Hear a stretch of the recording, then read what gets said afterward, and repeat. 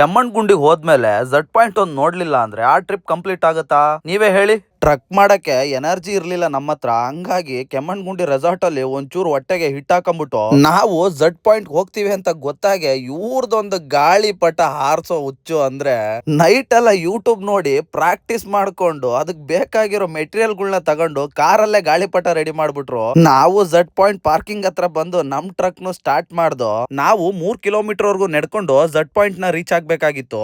ಕಾಡ್ದಾರಿಲಿ ಎಲ್ರು ನಡೆಯುವಾಗ ಅಕ್ಕಪಕ್ಕ ಹಾವಿದ್ಯಾ ಅಂತ ನೋಡ್ಕೊಂಡು ನಡೀತಾರೆ, ಆದ್ರೆ ನಾವೆಲ್ರು ಕಾಲ್ಗೆ ಹಿಂಬಳ ಹತ್ತಿದ್ಯಾ ಅಂತ ನೋಡ್ಕೊಂಡ್ ನಡೆಯೋಷ್ಟ್ರಲ್ಲೇ ಸಾಕಾಗೋಯ್ತು. ಟ್ರಕ್ ಅಂತೂ ತುಂಬಾ ಚೆನ್ನಾಗಿ ಹೋಗ್ತಾ ಇತ್ತು, ಯಾಕಂದ್ರೆ ಮಧ್ಯದಲ್ಲಿ ಒಂದ್ ಒಳ್ಳೆ ಸಣ್ಣ ಸಣ್ಣ ಫಾಲ್ಸ್ ಗಳು ಸಿಗ್ತಾ ಇದ್ವು. ಈ ಝಡ್ ಪಾಯಿಂಟ್ ನ ವಿಶೇಷತೆ ಏನಂದ್ರೆ ಇಲ್ಲಿ ಸೂರ್ಯೋದಯ ಮತ್ತೆ ಸೂರ್ಯಾಸ್ತ ನೋಡೋಕೆ ಸಿಗತ್ತೆ, ಹಾಗೂ ತಂಪಾದ ಗಾಳಿ ಮತ್ತು ಮಂಜಿನಿಂದ ಕೂಡಿದ ಪ್ರಕೃತಿ ದೃಶ್ಯಗಳು ಇಲ್ಲಿ ನೋಡೋಕೆ ಸಿಗತ್ತೆ.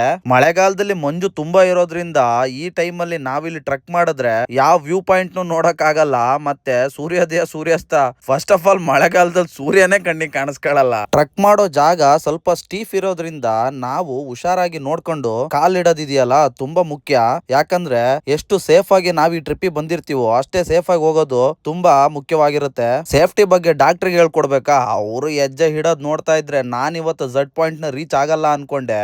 ನಾವು ವೀಕ್ ಡೇಸ್ ಅಲ್ಲಿ ಹೋಗಿರೋದ್ರಿಂದ ಇಲ್ಲಿ ಸ್ವಲ್ಪ ಜನಗಳು ಕಮ್ಮಿ ಇದ್ರು. ಆಕ್ಚುಲಿ ವೀಕೆಂಡ್ ಅಲ್ಲಿ ಬಂದ್ರೆ ತುಂಬಾ ಜನಗಳು ಇರ್ತಾರೆ ಇಲ್ಲಿ. ಈ ವಿಡಿಯೋ ನೋಡ್ತಾ ಇದ್ರ ಮಧ್ಯೆ ನೀವು ಕರೆಕ್ಟ್ ಆಗಿ ಗಮನ ಕೊಟ್ಟು ನೋಡಿದ್ರೆ ಒಂದು ವಿಷಯ ಗೊತ್ತಾಗತ್ತೆ. ಏನಂದ್ರೆ ಗಾಳಿಪಟ ಎಲ್ಲಿ? ಇವರ ಗಾಳಿಪಟದ ಕಥೆಯನ್ನ ನಾನು ನೆಕ್ಸ್ಟ್ ವಿಡಿಯೋದಲ್ಲಿ ಹೇಳ್ತೀನಿ. ಅಲ್ಲಿವರೆಗೂ ಟಾಟಾ, ಬಾಯ್.